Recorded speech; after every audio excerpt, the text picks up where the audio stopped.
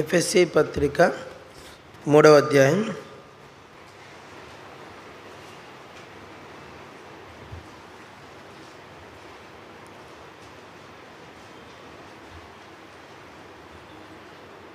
20-21 వచనాలు చదువు. 20-21 అందరు గట్టిగా చదవండి.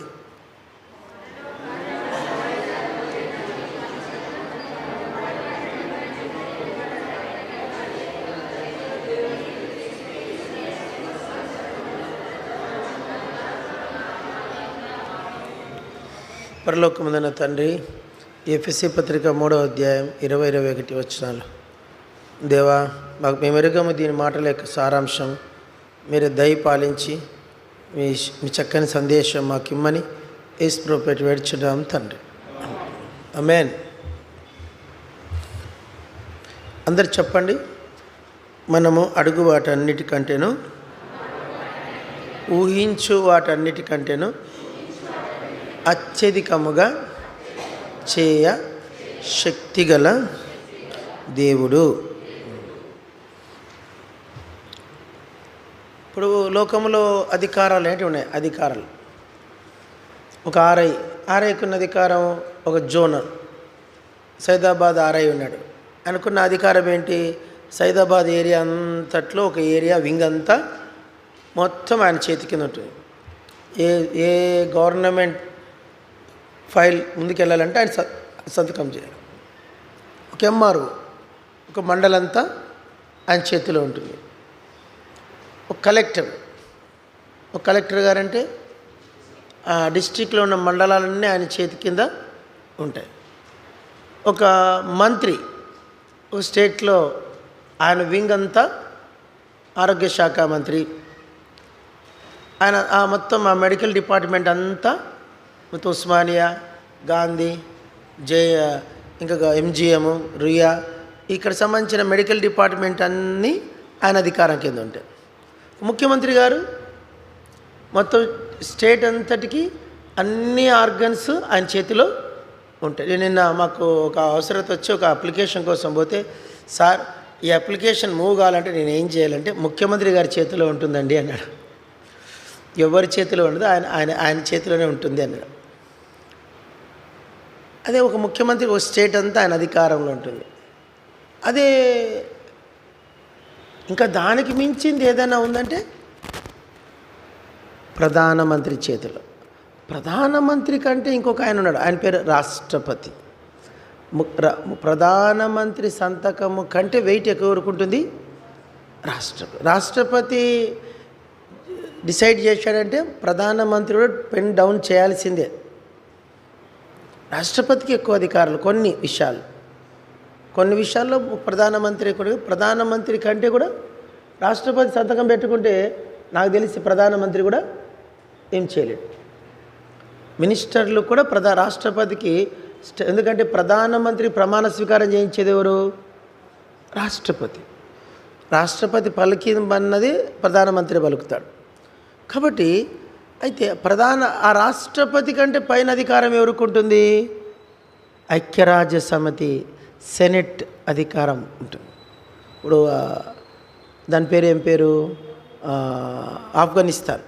ఆఫ్ఘనిస్తాన్ ప్రాబ్లం ఎవరు సాల్వ్ చేయాలా? నువ్వు నేను చెప్తే జరగదు, అది ఐక్యరాజ్య సమితి చెప్తే జరుగుతుంది. ఐక్యరాజ్య సమితి కంటే పై అధికారం ఎవరికైనా ఉందా అంటే నాకు తెలిసి ప్రపంచంలో ఇంకెవరికి లేదు. సద్దాం హుస్సేన్ చంపాలంటే ఎవరికి అధికారం ఉంది? ఐక్యరాజ్య సమితి. బిన్ లాడెన్ చంపాలంటే ఐక్యరాజ్య సమితి. ఐక్యరాజ్య సమితి డిసైడ్ చేసిన తర్వాత ఇప్పుడు ఒకసారి మన నరేంద్ర మోడీ గుజరాత్కి ముఖ్యమంత్రిగా ఉన్నప్పుడు ఐక్యరాజ్య సమితి డిసైడ్ చేసింది. నాకు తెలిసి నరేంద్ర మోడీకి అమెరికా విజిట్ చేయడానికి ఆయనకి అమెరికన్ గవర్నమెంట్ పర్మిషన్ ఇవ్వలేదు. ఆయన వీసాను క్యాన్సిల్ చేయమనింది ఒకానొక సమయంలో. అంటే అర్థమైందంటే గుజరాత్లో బాగా అల్లర్లు జరిగినాయి. ముస్లిమ్స్ని, ఇక్కడ హిందువుల్ని ఒకరినొకరు చంపుకున్నారు. అప్పుడు గవర్నమెంట్ ఏం చేసింది? ముఖ్యమంత్రి వీసాను కూడా క్యాన్సిల్ చేసింది. ఐక్యరాజ్య సమితికి అన్ని అధికారాలు ఎవరుకుంటాయి చెప్పండి? ఒక ఆర్ఐ, ఒక ఎంఆర్ఓ, ఒక మినిస్టర్, ఒక చీఫ్ మినిస్టర్, ఇంకా prime minister, president of America, దానికి పైన ఐక్యరాజ్య సమితి. ఐక్యరాజ్య సమితి కంటే పై అధికారం ఎవరికి ఉంటుంది? దేవునికి ఉంటుంది. ఆ దేవుడు మన దేవుడు.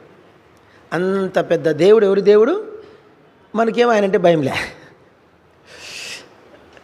మనం ఆర్ఐకి భయపడతాం, ఎంఆర్ఓకి భయపడతాం, కలెక్టర్కి భయపడతాం, మినిస్టర్కి భయపడతాం, ముఖ్యమంత్రిగా కేసీఆర్ గారికి భయపడతాం, అందరికీ భయపడతాం. కానీ ఎవరికి భయపడము? చెప్పాలా? చెప్పండి, నిజం చెప్పండి. దేవునికి భయపడనట్లే ఉంటాం, యాక్షన్ చేస్తాం, కానీ భయపడం.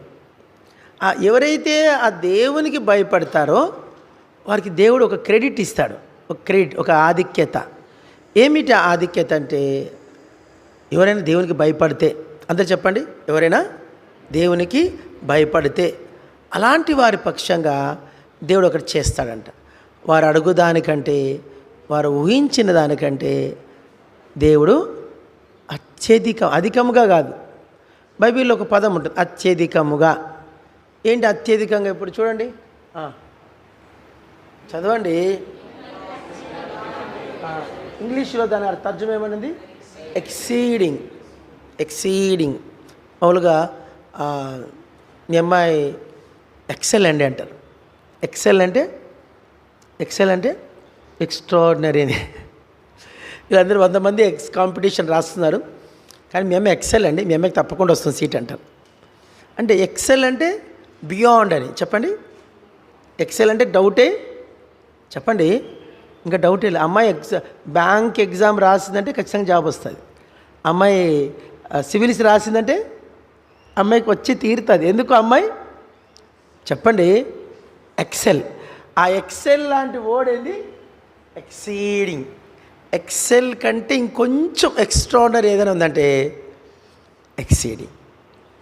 దేవుడు అంటున్నాడు, నువ్వు అడుగుదానికంటే, నువ్వు ఊహించుదానికంటే అత్యధికముగా చేయ శక్తి గల దేవుడు. అంత గొప్ప దేవుడు మన హృదయంలో ఉన్నాడు. అంత గొప్ప దేవుడు మన కొరకు శిలువ మీద దీనుడై, ఒక దరిద్రునిగా, చేతగాని వాడిగా శిలువలో మరణించాడు. అంత కొండంత దేవుడు మనకు దేవుడుగా ఉన్నప్పుడు మనం అన్నిట్లో ఎక్సెల్ అండి, అన్నిట్లో ఎక్సెల్. మనం వెళ్ళాలంతే. అయితే మనకి ఇక్కడ విషయం ఏముందంటే, మనం ఎంతవరకు ఆయనకు భయపడుతున్నాం అనేది ముఖ్యం.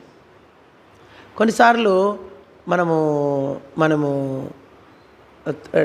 తీర్మానాలు చేసేసుకుంటాం. చెప్పండి, మనం ఏం చేసుకుంటూ ఉంటాం? తీర్మానం. అక్కడే ఆగల. ఈ తీర్మానము దేవునికి ఇష్టమా కాదా? ఈ తీర్మానము దేవుని చిత్తమా కాదా? దేవుని అనుమత కాదా? అది కనుక మనకు ఓకే అనిందంటే దేవుడు మన కుటుంబాన్ని జ్ఞాపకం చేసుకో. నా జీవితంలో నాకు అప్పుడు ఇంత భక్తి లేదు, ఇంత వాక్యం కూడా తెలియదు.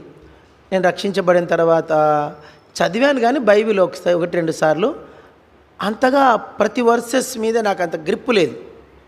రక్షించబడినంత మాత్రాన, బైబిల్ 1-2 సార్లు చదివినంత మాత్రాన, ఆరాధన చేసినంత మాత్రాన, నిజంగా రక్షణ కార్యం ఉన్నంత మాత్రాన మనకు అంతగా భక్తి, దేవుని గురించిన గ్రహింపు ఉంటుంది అనుకోకండి. టైం పడుతుంది. చెప్పండి, టైము. బైబిల్ 2 సార్లు పూర్తి చేసి ఉండొచ్చు. నువ్వు సియోన్ గీతాలన్నీ క్యాష్ వేయచ్చు, నువ్వు తబలా కొట్టచ్చు, ఇంకేదో ఉండొచ్చు. కానీ చెప్పండి, మనకు అంత సులభంగా దేవుని గురించిన గ్రహింపు చెప్పండి ఉండదు. ప్రార్థన చేయొచ్చు. మీరు అనొచ్చు, ఒక అక్క ప్రార్థన బాగా చేసింది అనుకోండి, ఈ అమ్మాయి కీర్తన చాలా బాగా ప్రార్థన చేసింది అన్నంత మాత్రాన మీరు అమ్మాయికి దేవుని గురించిన పూర్తి గ్రహింపు ఉందని చెప్పండి, అది కరెక్ట్ కాదు. నేను మొన్న హెబ్రోన్కి వెళ్ళాను. సేవకులందరూ ఒక 10 మంది అబ్బాయిలు, జూనియర్స్ సేవకు సమర్పించుకున్న అబ్బాయిలు నాతో మాట్లాడుతూ వచ్చాను. నేను అడుగుతూ వచ్చాను, నువ్వు ఎన్నిసార్లు బైబిల్ చదివినావు అబ్బాయిని? ఒక 2 సార్లు అన్న. ఇంకొక అబ్బాయి ఒక 2 సార్లు. ఎక్కువ శాతం అంతా 2 సార్లు చెప్పారు. నేను అన్నాను, బాబులు ఒక 25 సార్లు బైబిల్ పూర్తి చదివితే తప్ప మీరు బైబిల్ వర్తమానికులు కాలేరని చెప్పి. ఒక 25 టైమ్స్ కంప్లీట్ చేయగలిగితే అప్పటి నుంచి దేవుడు మీకు రెవల్యూషన్ ఇస్తాడు, వాక్యం యొక్క ప్రత్యక్షత ఇస్తాడు. నేను చెప్పేది ఏంటంటే ఈరోజు మీకు ఆ ఎక్సెల్ దేవుడు మనకు తెలుసు. చెప్పండి, ఏం దేవుడు తెలుసు మనకు? ఎక్సెల్. ఇప్పుడు టీవీఎస్ ఎక్సెల్ విన్నారు ఎప్పుడన్నా? TVS XL. ఎక్సెల్ అంటే ఇంకొంచెం దాన్ని అధిగమించింది అని. అంతకుముందున్న దానికి ఇది అధిగమించింది. కలెక్టర్ అండి, పాత కలెక్టర్ వేరు, ఫ్రెష్ కలెక్టర్ వేరు. ఒకప్పుడు బీటెక్ వేరు, 2010 బీటెక్ వేరు, 2021 బీటెక్ వేరు, 2025 బీటెక్ ఇంకా అడ్వాన్స్గా ఉంటుంది. అందుకే ఎప్పుడు గవర్నమెంట్ వాళ్ళు ఏం చేస్తుంటారు, కంపెనీస్ వారు ఫ్రెషర్స్ని తీసుకుంటారు, పాత బీటెక్ వాళ్ళని తీసుకోరు. ఈ ఇయర్ బీటెక్ ఫ్రెష్గా అయిపోయిన వాళ్ళకే ఎక్కువ ప్రాముఖ్యత ఇస్తారు కంపెనీస్. అంటే అర్థం ఏంటంటే వాళ్ళకి ఎక్కువ నాలెడ్జ్, ఫ్రెష్ నాలెడ్జ్ ఉంటుంది. చెప్పండి, అంటే ఇప్పుడున్న టెక్నాలజీకి సరిపోయేంత ఫ్రెష్. ఇప్పుడు స్కూటర్స్ ఉంటాయి. ఇప్పుడు హీరో హోండా ఉంది, హీరో హోండా పోయి మళ్ళీ హీరో అయింది, హోండా సపరేట్ అయింది, హీరో సపరేట్ అయింది. హీరో హోండాలో కూడా మళ్ళీ హోండా ఏమొచ్చాయని ఇప్పుడు కొత్తగా హోండాలో కూడా మళ్ళీ ఇంకొంచెం డెవలప్మెంట్ వచ్చింది. ఇప్పుడు కార్లు ఉంటాయి. కార్లో ఒకప్పుడు మారుతి 800 పెద్ద కథ. ఎబ్రోన్లో జీటీ బెంజమిన్ అంకుల్ ఉండేవాడు, ఆయన కార్ ఏంటంటే మారుతి 800. ఇప్పుడు మారుతి 800 తోలే వాళ్ళే కొనేవాళ్ళు కూడా లేరు. ఇప్పుడు ఏమైంది, advance grand i10, grand i20 ఏంటంట, గ్రాండ్ 12 లక్షలు. ఇప్పుడు ఇంకొంచెం ఎక్స్ట్రాడర్ వచ్చింది, ఎక్స్యూవీ అంటే ఏమంట, ఎక్స్యూవీ కార్ వచ్చింది. అండ్ ఇంకా ఎక్స్ అనే మాట ఎక్కడైనా మీకు కనబడిందంటే అది ప్రజెంట్ కండిషన్కి అడ్వాన్స్గా ఉంది అని అర్థం. మన దేవుడు ఎప్పుడు ఎక్సెల్లే. చెప్పండి, మన దేవుడు ఎప్పుడు ఎక్సెల్లే. మన దేవుడికి మించిన ఎక్సెల్ ఇంకొకటి లేదు. అయితే మనం ఏంటంటే మనం ఎందుకు ఇంకా నాట్ సెంచరీ లాగా ఉన్నామంటే మనం ఒక మాట చెప్తా, చెప్పండి, దేవునికి భయపడటంలో కూడా, మీరు చెప్పరు, దేవునికి భయపడటంలో కూడా అడ్వాన్స్ స్టేజ్లోకి రావాలా? అరే అదెట్లబ్బా? దేవునికి భయపడడం అనేది తెలుసు, అవార్డు తెలుసు, భయపడ్డంలో కూడా ఎక్సెల్ కావాలా? అదెట్లా? నువ్వు ఆయనకు అడిగితే చెప్తాడు, నువ్వు ఆయనతో సహవాసం చేస్తే నీకు చెప్తాడు. భయపడుటలో కూడా అడ్వాన్స్ ఉండాలా? చెప్పండి, దేవునికి భయపడటంలో కూడా అడ్వాన్స్. నువ్వెంత దేవునికి భయపడుట విషయంలో అడ్వాన్స్గా తయారవుతావో నీకు అంత దేవుడు ఎక్సెల్గా ఉంటాడు. నీకు అర్థమైందే? నువ్వెంతగా దేవునికి భయపడుటలో అడ్వాన్స్గా ఉంటావో, సంఘ ప్రార్థన ఒక 5 నిమిషాల కంటే ముందు రావాలా అంటే నువ్వు అప్పుడు ఎక్సెల్. ఎవరు నువ్వు? ఎక్సెల్. నువ్వు ఎక్సెల్గా ఉంటే ఎక్సెల్. ఇంకా దానికన్నా అడ్వాన్స్ ఏమైనా ఉందా? డబుల్ ఎక్సెల్గా ఉంటాడు దేవుడు. ఎక్సెల్ అనేది ఎప్పుడు అయ్యేది, అది ఎప్పుడు ముందు ఉంటుంది. మనం చిన్నప్పుడు ఒక కథ వినేవాళ్ళం, అరే నీకన్నా ఒకటి ఎక్కువ అనుకో, నీకన్నా 2 ఎక్కువ పోరంటాం. చిన్నప్పుడు అట్లా ఆటలాడేవాళ్ళం. అంటే నీకంటే అన్నిట్లో దేవుడు ఎప్పుడు అధికమే. ఒకప్పుడు మనకు ఏ భక్తి తెలుసు? అబ్రహాం భక్తి తెలుసు. చెప్పండి, మనకు ఏం తెలుసు? బైబిల్లో ఎక్కువగా హేబేల్ భక్తి తెలుసు.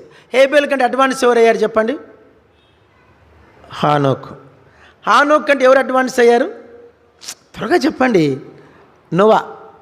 నోవాను దేవుడు 100 ఏళ్ళు ఓడగట్టమని చెప్పినాడంట, మళ్ళీ 100 ఏళ్ళు మాట్లాడలేదంట. మీకు అర్థమైందా? ఓడగట్టమని చెప్పినప్పుడు బాగా దీర్ఘంగా లెక్కలు, పొడుగులు, ఎత్తులు, అంతస్తులు, కిటికీలు కూడా చెప్పిండు, బాగానే ఉంది. మళ్ళీ ఎన్ని రోజులు మాట్లాడలే? 100 ఇయర్స్ వరకు మళ్ళీ దేవుడు శబ్దమే లేదు. అంటే నోవాహు ఆనోకేమో రోజు మాట్లాడాడు. 365 ఏళ్ళలో 300 ఏళ్ళు దేవుడు ఆనోక్తో చెప్పండి రోజు మాట్లాడాడు. అది కొంచెం హేబేల్తో ఎట్లా, అది మనం పూర్తి ఇప్పుడు చెప్పలేం, సబ్జెక్ట్ అదొక పాఠం. హానోక్తో నడిచిన విధానం వేరు, నోవాతో డిఫరెంట్. నేను అనుకుంటా దేవుడు హానోక్కి ఎలాంటి పరీక్షలు పెట్టలే, నోవాకు కొంచెం పరీక్ష, డిఫరెంట్ పరీక్ష, కష్టమైన పరీక్ష పెట్టాడు. అదే అబ్రాహాంకి వచ్చేసరికి చెప్పండి, 10 పరీక్షలు పెట్టిండు. ఎన్ని పరీక్షలు? దేవుడు, మీరు తర్వాత చదువుకోండి, ఆదికాండము 12వ అధ్యాయం నుంచి 22వ అధ్యాయం వరకు దేవుడు అబ్రహాంకు 10 మార్లు ప్రత్యక్షమయ్యాడు. ఎన్నిసార్లు? ప్రత్యక్షమైన ప్రతిసారి ఒక పరీక్ష పెడతాడు. ఏం పెడతాడు? ఇప్పుడు చెప్పండి, పరీక్ష హార్డ్ అవుతుందా ఈజీ అవుతుందో చెప్పండి. చెప్పండి, మీరేం పలకరండి. పోయిన సంవత్సరం జేఈ అడ్వాన్స్ పరీక్ష ఈ సంవత్సరం పరిపారు. ఏమైంది? హార్డ్ అయిందా? టఫ్ అయింది? ఈజీ అయిందా? హార్డ్ అయింది. నీట్ పరీక్ష కూడా హార్డ్ అవుతుంది. ఐఏఎస్ పరీక్ష కూడా మన 2 వీక్స్ బ్యాక్ ప్రిలిమ్స్ పెట్టారు. ప్రిలిమ్స్ అందరు గల్లంత అయిపోయారంట. ఏమయ్యారంట? గల్లంత అయిపోయారు. కొందరు అటే మొదటి 2 క్వశ్చన్స్కి అవుట్ అయిపోయారంట, గల్లంత అయిపోయారు. అడ్వాన్స్ అంటే ప్రపంచం పరిగెత్తే విధానానికి సరిపోయేట్లుగా లెవెల్స్ పెంచుతోంది గవర్నమెంట్. భక్తి కూడా దేవుడు పెంచాడు. నోవా పరీక్షల కంటే అబ్రాహాం పరీక్షలు ఏంది మాట్లాడి.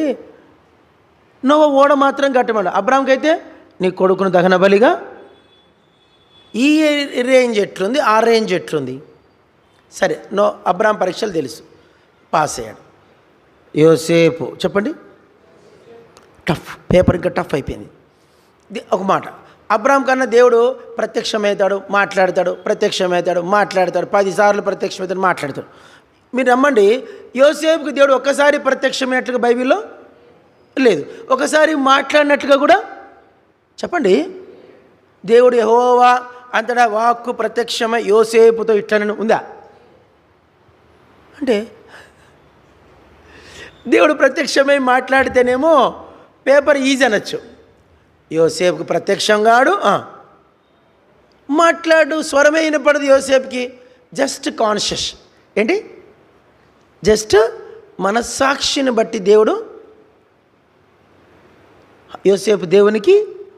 అందుకే ఆయన ఎంత లోబడ్డాడో ఆయన ఎక్సెల్ కూడా అట్లే ఉంది. చూడండి, 80 ఏండ్లు యోసేపు ఐగుప్తుకు ప్రధానమంత్రిగా ఉన్నాడు. పరీక్ష ఎంత టఫ్ వచ్చిందో మహిమ కూడా అంత ఎక్కువగా ఉంది. గ్రాండ్ I-20గా వెళ్ళిపోయాడు. అబ్రాహాము పరీక్షలు బాగానే ఉన్నాయి, కానీ ఆయన ఎక్కువ మహిమ పొందినట్టుగా మనకేం అది ఆధారాలు కనబడవు. పరీక్ష పాస్ అవుతాడు అంతే, ఇంకంతవరకే. ఘనత ఏం పొందినట్టుగా మనకు పెద్ద కనబడదు. ఇసాకు నాకు తీసుకెళ్ళి బధించబోయాడు, మళ్ళీ కిందికి దిగొచ్చాడు అంతే. అబ్రాహాముకు దేవుడిచ్చిన వాగ్దానము అబ్రాహాం జీవితంలో బతికుండగా అంతగా కనబడలే. అబ్రాహాంకి ఇచ్చిన వాగ్దానం యేసుక్రీస్తే. నీకు సంతానం ఇస్తానంటే ఆ సంతానం ఇస్సాకు కాదు. ఎవరా సంతానము చెప్పండి? ఇస్సాకా? చెప్పండి, కానే కాదు. ఎవరు అబ్రాహాం సంతానం? ఎవరు? యేసుక్రీస్తే. యేసుక్రీస్తు అబ్రాహాం చూడలేదు, ఆ మహిమ చూడలేదు ఆయన. అయితే మన అంశం ఏంటంటే అడ్వాన్స్. చెప్పండి, స్పిరిచువల్ అడ్వాన్స్. ఆత్మీయంగా మనం అడ్వాన్స్ స్టేజ్లో ఉండాలి. యోసేపు భక్తి వేరు. యోసేపును కొట్టారు, బట్టలు ఊడదీశారు, గోతిలో పడేశారు, అమ్మేశారు. అక్కడి నుంచి సంత వీధిలో మళ్ళా అక్కడి నుంచి పోతీఫర్కి అమ్ముడు పోయాడు. అక్కడి నుంచి జైలుకు పోయాడు, నిందల పాలయ్యాడు. చెప్పండి, నిందల పాలై అక్కడి నుంచి జైల్లో 14 ఏండ్లు మాసిపోయిన బట్టలు వేసుకున్నాడు. జైల్లో వాళ్ళు మంచి బట్టలు వేసుకుంటారు అండి. నేనంటే ఒక ఆయన కథలాగా రాశాడు. యోసేపు అంట ఆ రోజు రాత్రి సత్తుపల్లెంలో అన్నం పెట్టారంట. పోలీసు ఖైదీలకు మంచి సోనా మసూరి బియ్యం పెడతారా? చెప్పండి, స్టోర్ బియ్యం ఏం పెడతారన్నా? మీరు ఎవరు తెలియదు, పోలీసు వాళ్ళు తెలుసు కదన్నా. దేవరాజ్ అన్న, జైల్లో మంచి సోనా మసూరి పెడతారా? బాస్మతి పెడతారా? ఏం బియ్యం? స్టోర్ బియ్యం. నేను ఒకసారి చూసిన, జైల్లో పరిచయకి వెళ్ళినప్పుడు వాళ్ళ పల్లెంలో అన్నం చూశాను. ఆ పప్పుచారుకి తాలింపు సరిగా ఉండదు. ఆ పప్పుచారుకి ఏముండదు, తాలింపే కనపడదు. ఒక కూరే 2 పూట్ల జైల్లో ఎన్ని పూట అన్నం ఎన్ని పూటలు పెడతారు? 3 పూటలు పెడతారు అనుకున్నారా? ఎన్ని పూట్ల అన్నా దేవరాజనా? పొద్దున 10:30కు పెడతారు, మళ్ళీ సాయంత్రము 5:30కు, అంతే. 2 పూట్లు 3 పూట్లు పెట్టారు పెట్రోల్. చాలి వాడు కడుపు కాలాలా చెప్పండి. వాడు బొర్ర పెంచుకుంటే ఎట్లా, బొజ్జ పెంచుకుంటే ఎట్లా? 3 పెట్టి పెడితే బొజ్జ వచ్చా, 2 పూట్లు పెడితే కొవ్వంతా కరిగిపోతుంది. యోసేపు కంట గడ్డం మాసిపోయిన బట్టలు, జుట్టు ఇక్కడ దాకా వచ్చిందంట. ఎవడు కట్ చేస్తాడు జైల్లో? మంగళకత్తి ఎవడు పెడతాడు? అసలు యోసేపు అని ఎవడే కానీ గుర్తుపట్టడానికి అవకాశమే లేదు. అయితే మరుసదినం రాత్రి జైల్లో ఆ చిప్పకూడు తిన్నాడంట. పాసిపోయిన బట్టలు, మాసిపోయిన దుప్పటి కప్పుకొని ఆ కంపు కొడతాంట. అవి రోజు ఉతుక్కుంటారు, సర్పిస్తారా? ఎట్లున్నాడో మనకు తెలియదు, ఊహించుకోలేం. అయితే ఆ రాత్రి యోసేపు అట్లా సఫర్ అయ్యాడంట. మార్నింగ్ ఒక వార్తాహరుడు వచ్చాడు, మెసెంజర్. ఇక్కడ యోసేపు అనే బాలుడు ఉన్నాడు. ఫరో గారు రమ్మన్నారంట. ఫరో గారి సముఖంలో అతను నిలబెట్టాలనే ఫరో గారి ఆర్డర్ వచ్చిందహో. వెంటనే గజగజ వణికిపోయాడు జైలు అధికారి. మంచిగా మంగళని పిలిపించి గడ్డం చేయించాడు, కటింగ్ చేయించి వాడే ఆ పాత బట్టలు తీయించాడు, మంచి బట్టలు వేయించాడు. కొంచెం ఉన్న దాంట్లో మంచి బట్టలు, ఉతికిన బట్టలు, కొంచెం మంచి బట్టలు వేయించాడు. స్మార్ట్గా తయారయ్యాడు యోసేపు. ఎక్కడికి వచ్చాడు ఇప్పుడు? అక్కడి నుంచి ఆయన అదే రోజున ప్రధానమంత్రి అయ్యాడు. అదే రోజున ప్యాలెస్కి వెళ్ళాడు. అదే రోజున ప్యాలెస్లో పడుకున్నాడు. మీరు ఎవరైనా ప్యాలెస్లో, రాష్ట్రపతి భవనంలో ఒక రాత్రి పడుకుని చేయొద్దండి. రాష్ట్రపతి భవనంలో ఒకరోజు, కేసీఆర్ ఇంట్లో ఒకరోజు, ఫామ్ హౌస్లో ఒక రాత్రి పడుకుని చేయొద్దండి. పడుకోలేదా ఏం రాజు, అజ్జిబాబు? ఈ రాత్రికి జైల్లో చిప్పకూడు తిని పాసిపోయిన బట్టలు వేసుకొని మూల పండుకున్నాడు. ఎవరు? కంపు కొట్టే రూమ్లో పడుకున్నాడు యోసేపు. నెక్స్ట్ డే ప్యాలెస్లో ఈజ్ లైక్ ప్రైమ్ ఏమండి ప్రధానమంత్రి. ఐగుప్తుకి ఎవరంటే అతను ఎవరు చెయ్యి ఎత్తాలంటే చేయి దించాలంటే ఎవరు పర్మిషన్ ఉండాలా చెప్పండి? యోసేపు పర్మిషన్. ఆయనకు పేరు పెట్టింది గవర్నమెంట్, జప్నత్మనేహు. ఒకటే రోజే ఆయనకు పెళ్లి కూడా అయింది. ఆ దేశపు ఒక ఉన్నతాధికారి కూతురు అసన్నతినిచ్చి, ఏమనుకోదండి, ఈరోజేమో జైల్లో పడుకున్నాడు, మరుసదినం రాత్రి ప్యాలెస్లో భార్య ప్రక్కన పడుకున్నాడు. అంటే ఆయన పరీక్ష ఎంత హార్డ్ వచ్చిందో ఆయన మహిమ కూడా అంతే ఘనత వచ్చింది. ఒక మాట, పరీక్ష ఎంత ఎక్సెల్గా ఉంటుందో, ఎంత టఫ్ ఉంటుందో, నీ మహిమ కూడా అంత ఎక్కువ ఉంటుంది. ఆత్మీయంగా కూడా మనం ఎక్సెల్గా ఉండాలి. దేవునికి భయపడట్లో కూడా ఎట్టుండాలా? మందిరంకి వస్తారు మీరు, సాపలేస్తారు మీరు, మందిరంలో పడుకుంటారు మీరు, దాంట్లో ఎక్సెల్ ఉండాలా? ఏముండాలా? మందిరంకి వచ్చి రాత్రి పడుకొని రాత్రి 1 గంట దాకా సెల్ ఫోన్ చూసుకుంటూ, రాత్రి 1 గంట దాకా మాట్లాడుకుంటూ పెద్ద పెద్ద శబ్దాలు చేసుకుంటుంటే నువ్వు రానట్లే లెక్క. నీ అర్పణ కాలిపోయే అర్పణ. ఏమర్పణ చెప్పండి? ఏమర్పణ? కాలిపోతుంది. అగ్నికి అది నిలబడదు. అందులో చెప్పడు ఒకడు కట్టిన పని అగ్నికి నిలిచిన ఎడల వాడు జీతం తీసుకోండు. మీ ప్రార్థనను అగ్నిలోకి వేస్తాడు, నా ప్రార్థన అగ్నిలోకి వేస్తాడు. వీని జీవితం ఎట్లుంది, వీని ప్రార్థన ఎట్లుంది? ఎక్సెల్ ఉండాలి. చెప్పండి, భక్తులు ఎట్లుండాలా? ఎక్సెల్. ఇక్కడి నుంచి ఎప్పుడే కానీ దేవునితో సనగకూడదు. ఇక్కడి నుంచి ఎప్పుడే కానీ దేవుని అనుమానించకూడదు. ఇక్కడి నుంచి ఎప్పుడే కానీ దేవుని వల్ల నిర్లక్ష్యం కలిగి ఉండకూడదు. ఇక్కడి నుంచి ఎప్పుడే కానీ దేవుని అలక్ష్యము చేయకూడదు. ఇక్కడి నుంచి ఎప్పుడే కానీ దూషణ, ప్రతివాదము, విమర్శ, తిరుగుబాటు ఉండనే కూడదు. ఎక్సెల్. చెప్పండి, దానియేలు ఇంకొంచెం ఎక్సెల్ అయ్యాడు. అబ్బో, దానియేలు టెస్ట్ చెప్పలేము. కాబట్టి మీ జీవితంలో కూడా మీరు అధికముగా మహిమ పొందాలి. మీరు అడిగిన దానికంటే, ఊహించిన దానికంటే ఎక్సెల్. చెప్పండి, అధికముగా. అధికముగా కాదు, నేను తప్పు చెప్తున్నా. అత్యధికముగా దేవునికి ఇవ్వాలంటే నీ భక్తి కూడా ఎక్సెల్ ఉండాలి. నీ భక్తి కూడా ఒక ప్రతి సంఘములో పనికిమాలిన కొందరు ఉంటారు. ప్రతి సంఘములో పనికిరాని వ్యక్తులు కొందరు ఉంటారు. వాళ్ళ వైపు నువ్వు చూడకూడదు. నీకేం పని? నువ్వు ఎక్సెల్. నువ్వెవరు? యోసేపు కన్నలు ఎంతమంది? 10 మంది. వాళ్ళకి ఎవ్వడు మహిమ పొందలే. వాళ్ళని వానికి ఎవ్వడు సాగిల పడలే. వాళ్ళకి ఎవరికి రాజదండం రాలా, వాళ్ళకి రాజముద్ర రాలా, రాజవస్త్రములు రాలా, వాళ్ళు ఎవరు రాజకిరీటములు. ఎందుకు? వాళ్ళ వైపు యోసేపు ఏ రోజు కూడా చూడలేదు. నువ్వు ఎక్సెల్. నువ్వు అదొక్కటి నేర్చుకో. ఎవడైనా నేను తగ్గిస్తే పర్లేదు, దేవునికి తెలియదా? చేతులు కట్టుకోవాలా? అందరూ ఒకసారి చేతులు కట్టుకోండి. యాక్షన్. యాక్షన్ లేదు మీ దగ్గర. చదివి పెట్టుకోండి. చెప్పండి. దేవుడికి తెలీదా? నేను ఎట్లా యాక్సెప్ట్ చేయాలి? దేవునికి తెలీదా? దేవుడు చూడట్లేదా? దేవుడు వినట్లేదా? దేవుడు ఎరగడా అనుకోవాలి. అదే లేయ చేసిన పని. లేయ చేసిన పని ఏంటంటే, నేను శ్రమ పెట్టబడుట దేవుడు విన్నాడు, నేను ద్వేషించబడి దేవుడు చూశాడు. అవి రెండు ఉన్నాయి. దేవుడు వింటున్నాడు, దేవుడు అదొక్క రెండు మీరు గుర్తుపెట్టుకోండి. ఎప్పుడు ఆయన దగ్గరికే పోండి, ఆయన దగ్గరే మోకాలండి. మీ భక్తి ఎక్సెల్ ఉండాలండి. ఎప్పుడు కానీ అనుమానించొద్దు, సనగద్దు. ఆయన నన్ను వధించినను నేను ఇంకని యెహోవాని సేవించదు, అది ఉండాలి స్టాండర్డ్. ఎప్పుడైతే ఆ భక్తిలోకి మనం వస్తామో, ఆ స్టాండర్డ్లోకి మనం వస్తామో, మన గ్లోరీ కూడా అట్లే ఉంటుంది, మన మహిమ కూడా చెప్పండి అలాగే ఉంటుంది.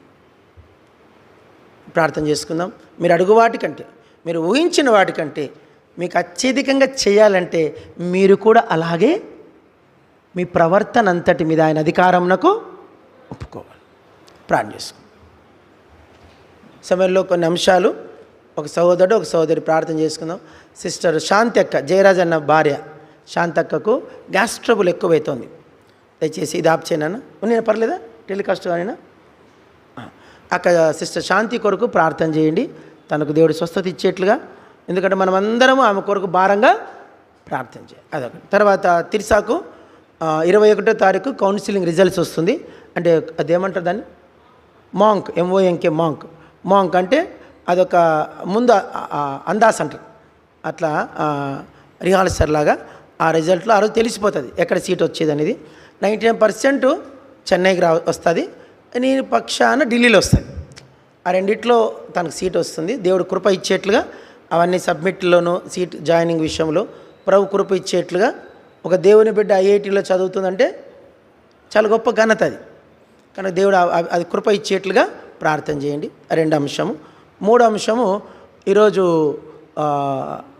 ఈరోజు మన ప్రియ సోదరు శేఖర్ అన్న, అంటే కాలేబ్ అక్క పేరు జ్యోతి, వాళ్ళ కుమార్తె జరుషా, తను 25వ తారీఖున 24 బయలుదేరి 25 వాళ్ళ ఊరు వెళ్తోంది.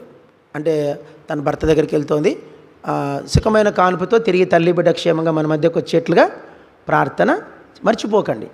అదొకటి. ఇంకోటి గర్భిణీ స్త్రీలు ఉన్నారు. సిస్టర్ శ్రావణి నోవా మిస్క్యారింగ్, సరే ఓకే, దానికి ఆమె కొరకు కూడా ఆమెకు మంచి ఆరోగ్యం దేవుడి సాని కనికరించేట్లుగా ప్రార్థన చేయండి.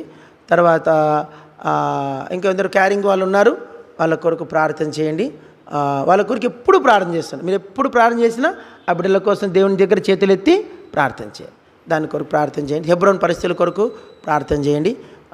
తర్వాత యవనస్తులైన బిడ్డలు చాలామంది ఉన్నారు. వాళ్ళందరికీ చదువుల విషయంలో, జాబులు, ఎవరైనా అమ్మాయిల పెళ్ళిళ్ళ కోసం ప్రార్థన చేసే వాళ్ళు అంటారు, అంకుల్ మా కెరీర్ సెటిల్ అయ్యేట్లు ప్రార్థన చేయండి అంకుల్ అంటారు. ఏమంటున్నారు చెప్పండి? మా కెరీర్ ముందు జాబ్ వచ్చేట్లు ప్రార్థన చేయండి, తర్వాత పెళ్లి గురించి అంకుల్. ఇందులో అమ్మాయిలకు తొందర ఏం లేదు పెళ్లిళ్ళ గురించి, ముందు వాళ్ళ కెరీర్ గురించి ఎక్కువ చింత ఉంది. దాని కొరకు ప్రార్థన చేయండి అబ్బాయిలు అమ్మాయిలు. తర్వాత జోయల్ అంటే రవి జోసెఫ్ గారి కుమారుడు, వీసాస్ గ్రాంట్ అయింది, తను US వెళ్ళిపోతున్నాడు. అబ్బాయికి దేవుని కృపలో అమెరికాలో మంచి యూనివర్సిటీలో సీట్ వచ్చింది. అవన్నీ కూడా ప్రాసెస్ ఉంటాయి, దాని కొరకు కూడా ప్రార్థన చేయండి. జోయల్ నాకు తెలిసి మన మందిరం నుంచి మొదటి బిడ్డ అనుకుంటా US వెళ్తుంది, అవునా? ఇంతకుముందు వెళ్ళారో నాకు తెలియదు, ప్రేయర్ రిక్వెస్ట్ ఎక్కడ చూడలే నేను. తన కొరకు ప్రార్థన చేయి. తను కెనడా అనుకున్నాడు, దేవుడు ద బెస్ట్ ఇచ్చాడు. కెనడా కంటే బెటర్ ఏంటి? US రావడం చాలా గొప్ప విషయము. దేవుడు ఇంకా బాబుని అక్కడ సెటిల్ చేస్తాడు. తన భవిష్యత్తు అంతా ఎంతో దీవెనకరంగా ఉండేట్లుగా. తన తమ్ముడు కూడా వెళ్ళని ప్రాసెస్లో ఉన్నాడు, తను కూడా వెళ్ళేట్లుగా ఇద్దరి కొరకు ప్రార్థన చేయండి.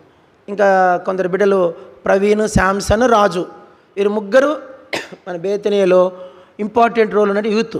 ఈ ముగ్గురిని దేవుడు జ్ఞాపకం చేసుకునేట్లుగా మీరు ప్రార్థన మర్చిపోకుండా ఈ ముగ్గురు గురించి రోజు చేయండి. ఎప్పుడెప్పుడు చేస్తారు? ప్రతిరోజు ఈ ముగ్గురు, నేనైతే రోజు చేస్తాను ఈ ముగ్గురి కోసం. ముగ్గురిని జ్ఞాపకం చేసి రోజు ప్రార్థన చేస్తాను. వాళ్ళ ముగ్గురు కొరకు మీరు ప్రార్థన ఎప్పుడు చేస్తారు, మర్చిపోదు. కేతురా అనే అమ్మాయి కోసం కూడా ప్రార్థన చేయండి. అమ్మాయి డాక్టరు, BDS, అమ్మాయి సెటిల్మెంట్ కోసం కూడా ప్రార్థన, తన మ్యారేజ్ విషయంలో ప్రభు సరైన గైడెన్స్ కొరకు ప్రేయర్ చేయండి. మీరు అంశాలన్నిటి కొరకు అందరూ ఒకే చేయలేములే, ఒక్కొక్కరు ఇద్దరు ముగ్గురు.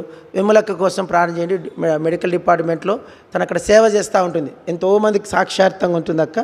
తర్వాత సుమప్రియ, కవితప్రియ బిడ్డలిద్దరికి జాబ్స్ వచ్చినాయి, వాళ్ళ సెటిల్మెంట్ కోసం భారంగా మీరు ప్రార్థన, సరైన గైడెన్స్ కోసం ప్రార్థన చేయండి. ఇంకొంతమంది ఇల్లు కట్టుకుంటున్నారు, దేవరాజ్ అన్న, చంద్రశేఖర్ అన్న ప్రసాద్ అన్న, వీరికి దేవుడు కృప ఇచ్చేట్లుగా ప్రార్థన. తర్వాత దాసన్న కూతురు బేబీ, వాళ్ళ అత్త ఆంటీ పేరు ఏం పేరమ్మా, సుజాతమ్మ ఆమె పేరు.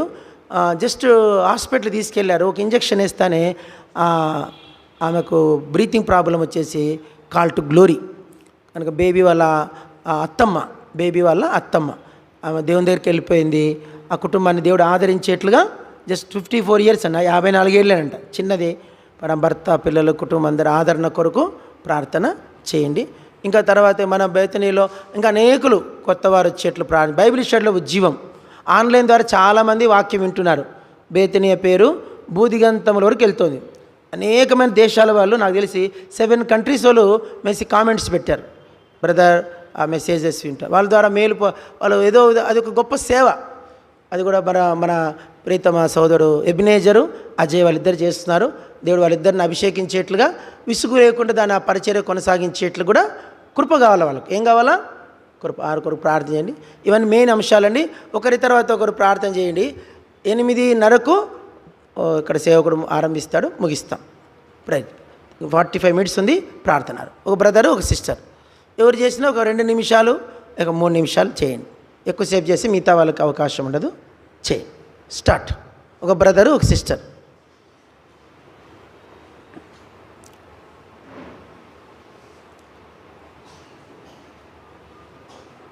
చేయండి అమ్మా, త్వరగా చేయాల.